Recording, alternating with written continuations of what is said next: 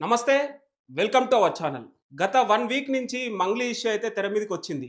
150,00,00,000 scam చేసిందనేసి గూడా మంగ్లీ వాళ్ళ team micro finance అనే ఒక కంపెనీ మీద చాలా స్కామ్ చేశారనేసి గూడా బాధితులు బయటికి రావడం జరిగింది. ఎస్పెషల్లీ తెలంగాణ గావచ్చు, ఆంధ్రప్రదేశ్ గావచ్చు అండ్ కర్ణాటక గావచ్చు. సో, వీళ్ళ దగ్గర ఓవరాల్‌గా ఒక 10,00,00,000 స్కామ్ చేసిందనేసి గూడా తెగ వార్తలైతే రావడం జరిగింది. సో, ఫైనల్‌గా అయితే ఈరోజు పంజాగుట్టలో ఎఫ్ఐఆర్ అయితే ఫైల్ అయింది. సో, ఇదే కేసు మీద లాయర్ సుబ్బారావు గారైతే కొట్లాడుతున్నారు. సో, ఇదే అంశం మీద అడ్వకేట్ సుబ్బారావుని కాల్‌లోకి తీసుకున్నా. ఒకసారి అడిగి తెలుసుకుందాం మనము క్లారిటీగా. అన్నా చెప్పండన్నా అసలు ఏంటి ఈ కేసు చాలా రోజుల నుంచి నడుస్తుంది. అసలు నిజంగా 150,00,00,000 స్కామ్ జరిగిందంటారా? 100% జరిగిందండి. జరిగింది కాబట్టే బాధితులందరూ మన దగ్గరికి రావడం జరిగింది. బాధితుల తరపున నేను వివరణ అడగడానికి ఫోన్ చేసినప్పుడు తను యారోగెంట్‌గా మాట్లాడి ఒక సెంట్రల్ మినిస్టర్ పేరు ప్రస్తావిస్తూ నన్ను టచ్ చేస్తే ఆయన టచ్ చేసినట్టే అని చెప్పేసి మాట్లాడటం. తర్వాత ఎవరైతే బాధితుల తరపున మాట్లాడాలి, మరి ఈ విషయంలో మీది ఇన్వాల్వ్‌మెంట్ ఉందా లేదా అని అన్నప్పుడు తను సానుకూలంగా స్పందించకుండా యారోగెంట్‌గా మాట్లాడి రకరకాల బెదిరింపులకు పాల్పడింది. ఆ సమయంలో ఇగ అక్కడి నుంచి కాల్ కట్ చేసి మనం మీడియా మిత్రులందరినీ ఇన్వైట్ చేసి మీడియాకి బాధితుల ద్వారా ఏం జరిగింది, ఎవరికి డబ్బులు తీసుకున్నారు, ఎవరికి ఇచ్చారు, ఎలా ఇచ్చారు, బ్యాంక్ ద్వారా ఇచ్చారా, ఇవన్నీ వాళ్ళకి చెప్పడం జరిగింది. తర్వాత మీడియాకి ఇచ్చిన తర్వాత సత్యవతి మంగ్లీ నాకు ఫోన్ చేసి, "సార్ క్షమించండి. వీడియోలన్నీ డిలీట్ చేపించండి. నేను తప్పు చేశా. మీతో అట్ట మాట్లాడుండకూడదు. అదే విధంగా అతనెవడో నాకు తెలీదు." అంటే నేనన్నా, "సరే అతనెవరో మీకు తెలీదంటున్నారు కదా! మరి కేస్ ఫైల్ చేయండి అతని మీద. ఎందుకంటే ఎవరో ఒక యూట్యూబర్ మిమ్మల్ని తిట్టిండని చెప్పి మీరు సిటీ సబ్ వరకు వెళ్లి కేస్ ఫైల్ చేసి అతనితో క్షమాపణలు చెప్పించి ఎఫ్ఐఆర్ చేసేంత వరకు వెళ్ళిన మీరు, మరి మీ పేరు చెప్పి 150, 200,00,00,000 స్కామ్ చేసి జరుగుతున్నటువంటి రమావత్ మధు మీద మరి మీరు కేస్ ఫైల్ చేయండి" అంటే, "నేను కేసు లాంటివి ఏం ఫైల్ చేయను సార్. నాకు అవన్నీ వద్దు" అన్నాను. సరే ఓకే. బాధితుల తరపున రండి. మరి బాధితుల తరపున పక్షాన మీరు నిలబడండి. ఎందుకంటే బాధితులందరూ గూడా మీ పేరు చెప్తేనే పెట్టుబడులు పెట్టాం. మీ చెల్లిని పెళ్లి చేసుకుంటా అని చెప్పేసి రమావత్ మధు చెప్పిండు. తర్వాత మీ తమ్ముడు గూడా శివ గూడా మాతో పాటు ట్రావెల్ చేసిండని చెప్పేసి ఈ బాధితులు అంటున్నారు. మరి వాళ్ళ తరపునన్నా మీరు మద్దతుగా రండంటే, "నేను అలాంటివన్నీ చేయనండి" అని చెప్పేసనన్నా. సో, అప్పుడు బాధితులందరితో మాట్లాడినప్పుడు, "సార్ ఈవిడే మెయిన్ ప్రధాన పాత్రధారి సార్. ఎందుకంటే ఈవిడ కోకాపేటలో పబ్బు కట్టబోతుందని చెప్పి మధు చెప్పిండు సార్ మాతో.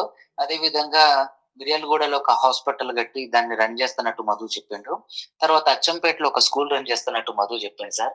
మధు మళ్ళీ వీళ్ళతోనే పాటు కాకుండా రమావత్ మధువే కాకోకుండా ఈ పాల్దియ భరత్ చౌహాన్, పాల్దియ శైలజ చౌహాన్, తర్వాత పటాన్ చెరువుకు సంబంధించిన మచ్చేంద్ర అనే వాళ్ళు కూడా ఇందులో ఉన్నారు సార్.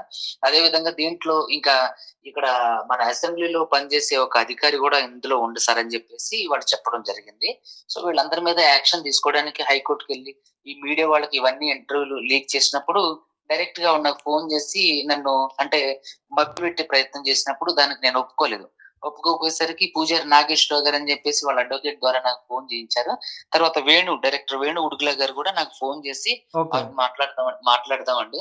మాట్లాడి దీన్ని సావధానంగా పరిష్కరించుకుందాం అంటే, ఆ రోజు నేను బాధితులను తీసుకొని అక్కడికెళ్ళాం. పంజాగుట్టలో పూజారి నాగేశ్వరరావు గారి ఆఫీస్‌కెళ్తే అక్కడ డైరెక్టర్ వేణు ఉడుగుల గారు, మ్యూజిక్ డైరెక్టర్ సురేష్ బొబ్బిలి గారు, తర్వాత ఈయన పూజారి నాగేశ్వరరావు గారు, మంగ్లీ గారు, నేను, తర్వాత మంగ్లీ కార్ డ్రైవరు, తర్వాత ఇంకొకళ్ళెవరో గుర్తు తెలీదు. వాళ్ళ పేరు మనకు తెలీదు. ఆయన అందరం కలిసి అక్కడ కూర్చొని మాట్లాడి సు దాదాపుగా 4 గంటల సుమారు మాట్లాడినా సరే ఆవిడ అదే సమాధానం చెప్తే ఇక అక్కడి నుంచి బయటకి రావడం జరిగింది. తర్వాత వాళ్ళ అడ్వకేట్ ద్వారా నాకు డబ్బులు ఆఫర్ చేయడానికి కూడా ప్రయత్నం చేస్తే దానికి నేను నిరాకరించి ఒప్పుకోలేదు. ఒప్పుకోకపోయేసరికి ఇక ఎంత ఆఫర్ బాధితులందరూ చేశారు సార్ మీకు? పెద్ద అమౌంటే ఆఫర్ చేశారు. సో, హ్మ్. దానికి నేను నిరాకరించా. తర్వాత వివరాలన్నీ చెప్తానండి. ఓకే. దానికి నేను నిరాకరించా. నిరాకరించినప్పుడు ఎవరైతే సింగర్ మంగ్లీ వాళ్ళ తమ్ముడు, తర్వాత ఈ రమావతి మధు వాళ్ళు నన్ను చంపేస్తాం అని చెప్పేసి బెదిరించారు. నన్ను మంగ్లీ గూడా అంటే బూతులు తిట్టి మీదకి అంటే దాడి చేయడానికి రాబోయింది. మంగ్లీ గారు గూడా స్వయంగా. ఆ మంగ్లీ గూడా. ఓకే. ఇప్పుడు ఏదైతే ఈ బాధితులున్నారో వీళ్ళు గూడా డబ్బులు ఇన్వెస్ట్ జేశారంటున్నారు గదా! స్వయంగా మంగ్లీ గారికే ఇచ్చారా? లేపోతే వాళ్ళ వాళ్ళ చుట్టుపక్కల ఉన్న వాళ్ళ మంగ్లీ వాళ్ళ టీమ్‌కి తమ్ముడికి, ప్రధాన నిందితుడు రమావత్ మధుకి, పాల్దియ భరత్ చౌహాన్‌కి, పాల్దియ శైలజ చౌహాన్‌కి, మంగ్లీ వాళ్ళ తమ్ముడికి వీళ్ళందరికీ కూడా ఫోన్ పే, గూగుల్ పే, తర్వాత క్యాష్ తీసుకొచ్చివ్వడం, తర్వాత అకౌంట్‌ల ద్వారా పే చేయడం. సో, ఇవన్నీ కొంతమంది నా దగ్గర ఉన్నటువంటి 12 మంది క్లయింట్లు ఏం చెప్తున్నారంటే, వాళ్ళు డైరెక్ట్‌గా మంగ్లీ గారికి డబ్బులిస్తామంటే, ఈ ప్రధాన నిందితుడు మంగ్లీ వాళ్ళ తమ్ముడు ఇద్దరు కలిపి మంగ్లీ కోకాపేటలో మంగ్లీ అపార్ట్మెంట్ కి తీసుకెళ్లారు. ఆ వీడియోలు కూడా ఉన్నాయి. మంగ్లీకి అంటే డైరెక్ట్ గా ఆవిడ వచ్చి తీసుకోకుండా మేడం కి మేము ఇస్తామని చెప్పి అక్కడ డబ్బులు కూడా తీసుకున్న సందర్భం ఉంది. ఇందులో మంగ్లీ డైరెక్ట్ గా ఇన్వాల్వ్ అయ్యింది. బ్యాక్గ్రౌండ్ లో అంతా నడిపించింది. దీంట్లో నాట్ ఓన్లీ మంగ్లీ, ఇంకా చాలా పెద్ద పెద్ద బడా బడా చేపలు ఉన్నాయి. వాళ్ళ పేర్లు కూడా మన దగ్గర ఉన్నాయి. అవి త్వరలో నేను బయట పెడతాను మీడియా సార్ సాక్షిగా. సార్ ఈ రోజు ఎఫ్ఐఆర్ అయితే అయింది ఈ రోజు మంగ్లీ గారి మీద. నార్సింగ్‌లో కావచ్చు, ఈ రోజు కాదు. పంజగుట్టలో కావచ్చు. ఉమ్, అవ్వచ్చు. చెప్పండి. సరే ఈ కేసులో వేణుగొడుగుల గారు లేరనేసి గూడా కొన్ని వార్తలైతే వినిపిస్తున్నాయి. కానీ ఈరోజు అవునండి. పాపం వేణు విడుదల గారిది ఎటువంటి తప్పు లేదు. ఆయన ఆర్బిట్రేషన్ చేయడానికి వచ్చారు అంతే. మీడియా వాళ్ళు కొంచెం తప్పుగా అది ప్రచారం అయింది. ఆయన ఎటువంటి కేసు ఫైల్ కాలేదు. ఈస్ హ్మ్. వెరీ క్లోజ్ టు ఎందుకంటే మీరు స్వయంగా వేణుగొడుగుల గారు ఈ విషయంలో మీతో మాట్లాడిర్రని చెప్తున్నారు కాబట్టి, ఆయన గూడా ఏదన్నా ఇన్వాల్వ్ ఉన్నాడేమో అనేసి గూడా అనుకుంటుర్రేమో. లేదండి. వేణు విడుదల గారు ఆర్బిట్రేషన్ చేయడానికి వచ్చారు. అంటే మాట్లాడడానికి ఒక పెద్ద మనిషిగా వచ్చారు. పాపం ఆయన తప్పు ఏమి లేదు. ఓకే. ఎందుకంటే ఈ మధ్యలో 'రాజు వెడ్స్ రాంబాయ్' సినిమా ఎంత పెద్ద బ్లాక్ బస్టర్ అయిందో తెలిసిందే. సో ఆ సినిమా తర్వాత గూడా ఇలాంటి స్కామ్‌లు చేస్తున్నాడు అనేసి గూడా అనుకుంటారు గదా! లేదండి. అది తప్పు. మీడియా తప్పుగా ప్రచారం అయింది. దీంట్లో వేణు విడుదల గారిది ఎటువంటి పొరపాటు లేదు. ఆయన నాకు మంచి స్నేహితుడు. ఆయన ఈ సమస్యను పరిష్కారం చేయడానికి మాట్లాడడం కోసం వచ్చారంతే. హ్మ్. ఏదైతే అవును. ఇంత పెద్ద స్కామ్ జరిగిందో, ఈ స్కామ్‌లో మంగ్లీ గారు మీడియా ముందుకొచ్చి ఎందుకు మాట్లాడట్లేదు అంటే ఏం చెప్తారండి? నేను అదే చెప్తున్నా. అందులో ఆవిడ పాత్ర ఉంది కాబట్టి ఇంతవరకు తను మీడియా ముందుకు రాలేదు.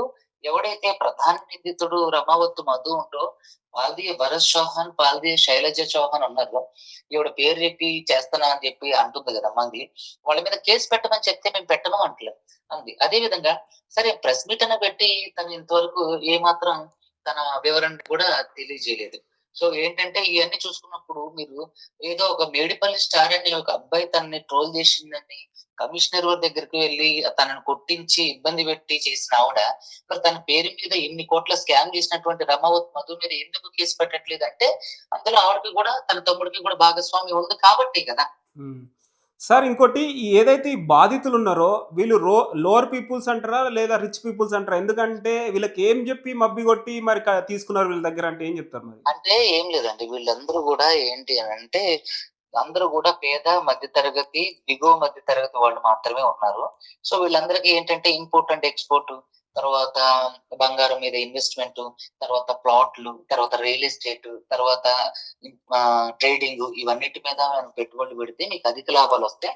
అధిక లాభాలొచ్చేంత వరకు మీకు అధిక వడ్డీ ఇస్తామని చెప్పి వాళ్ళని నమ్మబలికించి మంగ్లీ పేరు చెప్పి వాళ్ళ తమ్ముడు కూడా ఇందులో డైరెక్ట్‌గా ఇన్వాల్వ్ అయ్యి కోట్లలో రూపాయలు దండుకున్నారు. సో ఈ విషయం అయ్యి ఏది ACB case some CBCID case అయ్యి వాళ్ళ అకౌంట్ అన్ని ఫ్రీజ్ చేసి దాదాపుగా వందల కోట్లు అంటే పదుల సంఖ్యలో కోట్లు ఫ్రీజ్ అవడంతో వాళ్ళు హైకోర్టులో అరెస్ట్ కూడా అయ్యారు. హైకోర్టులో బెయిల్ కూడా తెచ్చుకున్నారు వీళ్ళంతా. తెచ్చుకొని అక్కడ నుంచి పారిపోయారు. అక్కడ నుంచి పేజీ అయిపోయేసరికి ప్రజలకు అనుమానం వచ్చి వాళ్ళు ఎదురు తిరిగి వీళ్ళని పట్టుకునే ప్రయత్నం చేసినప్పుడు వీళ్ళందరూ కూడా అందుబాటులో లేకుండా వెళ్ళిపోయారు. సో అప్పుడు వీళ్ళందరికీ అనుమానం వచ్చి నా దగ్గరికి రావడం జరిగింది. అక్కడ నుంచి కేసు మనం టేకప్ చేయడం జరిగింది. ఓకే. సార్ నిజంగా 150,00,00,000 స్కామ్ జరిగిందంటారా? మీ దాకా ఎంతొచ్చింది? 250 కోట్ల పైనే స్కామ్ ఉందండి ఇది. అందులో ఏంటంటే ఎక్కడైతే వట్టిపల్లి తాండా ఉందో హ్మ్. ఆ చుట్టుపక్కల తాండాల్లో ఉన్నటువంటి దాదాపుగా 200 మంది 150 మంది కేవలం వాళ్ళే 150 నుంచి 200 కోట్లు పెట్టారంట. సో హ్మ్. వాళ్ళందరూ కూడా సర్దార్ అనే ఒక వ్యక్తి, తర్వాత రామ్ అనే ఒక వ్యక్తి, తర్వాత భీమ్రావ్ అనే ఒక వ్యక్తి, ఇట్లా చాలా మంది ఆ తాండాల నుంచి నాకు ఇంటర్వ్యూలు చూసి నాకు ఫోన్ చేసి ఎవిడెన్స్ కూడా సమర్పించడం జరిగింది. చాలా మంది ఇప్పుడు కేసు వేయడానికి కూడా ముందుకు వస్తున్నారు. సో ఇక్కడ నాట్ ఓన్లీ ఇది తెలంగాణలో జరగలేదు. ఆంధ్రాలో జరిగింది. తర్వాత ఈ బాధితులు కర్ణాటకలో కూడా ఉన్నారు. హ్మ్. సో కేవలం అడ్వకేట్ సుబ్బు గారు మాత్రమే ఈ కేసు మీద కొట్లాడుతున్నారు అంటే ఏం చెప్తారు? అవునండి. నేను మాత్రమే కొట్లాడుతున్నా. హ్మ్. దీంట్లో ఎంతటి అంటే నా మీద ఎదురు దాడులు చేయడానికి వచ్చినా సరే దీన్ని చాలా ఎలాంటి సునాయాసంగా దాడులండి? ఎలాంటి దాడులు చేస్తున్నారండి? మాటలు దాడి చేస్తున్నారు. హ్మ్. అదే విధంగా చంపేస్తామని బెదిరిస్తున్నారు. ఎలాంటి దాడులంటే? హ్మ్. అంటే ఇప్పుడు, చెప్పండి. ఇప్పుడు మంగ్లీ గారు ఎందుకంటే ఫేమస్ సింగరు, ఎలాంటి బ్యాక్‌గ్రౌండ్ లేకుండా ఇండస్ట్రీలో తనకంటూ ఒక మార్క్ తెచ్చుకుంది. సో, ఇప్పుడు ఇది ఇలాంటి నిందలు రావడం వల్ల ప్రజలు గూడా నిజమా? అబద్ధం అనేసి గూడా అనుకుంటున్నారు. ఇది ఎలా నమ్మాలనేసి గూడా వాళ్ళు ప్రశ్నిస్తున్నారు. సో, ఎందుకు ఆళ్ళెవరు ప్రశ్నించట్లేదు. మీరు ప్రశ్నిస్తున్నారు. ఎందుకంటే ఒకసారి మీరు గతంలోకి వెళ్ళి వీడియోలు చూస్తే దాదాపుగా 60-70 మంది బాధితులతో వాళ్ళు ఎలా ఎస్, డబ్బులు పే చేశారు. చూసామండి, మరి చూసాం. దాన్ని ఈ క్వశ్చన్ ఎలా అడుగుతారు? ఉమ్. ఇది మీ స్వార్థపూరితంగా అడగొద్దు. ఏదైనా సరే ప్రజల పక్షాన అడగండి. ప్రజలకు న్యాయం చేయడం కోసం ఆలోచించండి. ఎందుకంటే రోడ్ల మీద పడిపోయారు. ఎస్, ఇల్లులు చూసాం. అమ్ముకున్నారు. బంగారాలు తాకట్టు పెట్టుకున్నారు.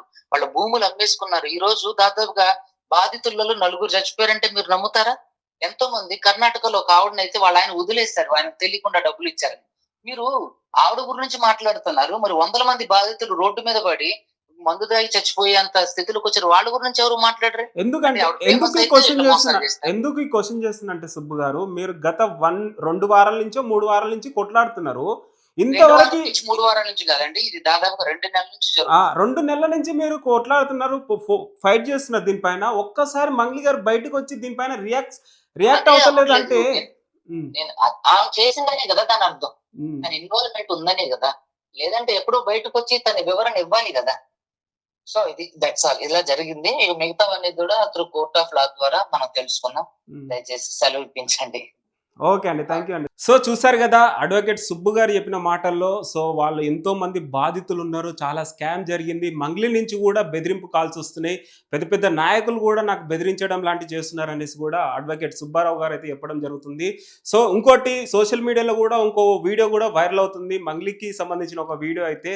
సో మంగ్లీ గారు ఈ మధ్యలో ఏదో ఒక కాంట్రవర్సీ అయితే బాగా ఇరుతుంది అనేది చెప్పుకోవచ్చు. మొన్న ఫామ్ హౌస్లో చూసుకున్నట్టయితే, ఈరోజు ఇది చూసుకున్నట్టయితే, సో ఏదైతే మంగ్లీ గారి పేరు చెప్పుకొని వాళ్ళ టీము చాలా స్కామ్ చేసిందనేసి కూడా క్లారిటీగా అర్థమైపోతుంది. ఈరోజు అయితే ఎఫ్ఐఆర్ అయితే అయింది. ఈరోజు పంజగుట్టలో కావచ్చు, నార్సింగ్లో కావచ్చు. సో మరి కేసుని ఎలా తీసుకెళ్తారు, ఏంటి, మంగ్లీ గారు ఎలా దీనిపైన రియాక్ట్ అవుతారు అనేసి కూడా చాలామంది ఈగర్లీ వెయిట్ చేస్తున్నారు.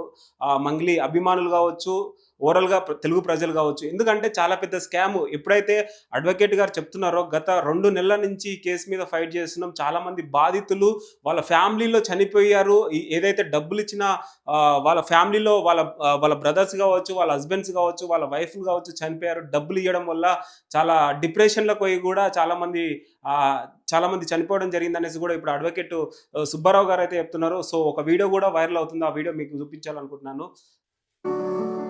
సో ఈ వీడియో కూడా సోషల్ మీడియాలో తెగ వైరల్ అవుతుంది.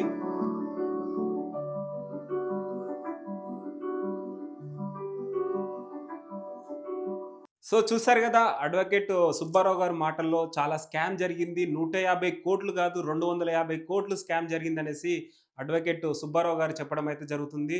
ఏదైతే మంగ్లీ గారి పేరు చెప్పుకొని శివ, మధు, శివ అండ్ వాళ్ళ చెల్లెలు వీళ్ళంతా ఒక టీమ్‌గా గ్యాదర్ అయ్యి చాలా స్కామ్ చేశారు. ఎస్పెషల్లీ తెలంగాణ కావచ్చు, ఆంధ్రప్రదేశ్ కావచ్చు, కర్ణాటక కావచ్చు. సో సుబ్బు గారి దృష్టిలోకి వచ్చింది 9 కోట్ల దాకా వచ్చిందనేసి చెప్తున్నారు. కానీ ఓవరాల్‌గా మొత్తానికైతే 250 కోట్లు స్కామ్ జరిగిందనేసి కూడా అడ్వకేట్ సుబ్బారావు చెప్పడం అయితే జరుగుతుంది. సో మరి దీనిపైన మంగ్లీ గారు ఎలా రియాక్ట్ అవుతారు, ఏంటి అనేసి కూడా చూద్దాం. మరి ఎఫ్ఐఆర్ అయితే ఈరోజు అయింది మంగ్లీ గారి పేరు మీద. ఏదైతే పంజగుట్టలో కావచ్చు, నార్సింగ్‌లో అయింది. మరి దీనిపైన నెక్స్ట్ రియాక్షన్ ఎలా ఉంటది, ఏంటి అనేసి చూద్దాం. That's it.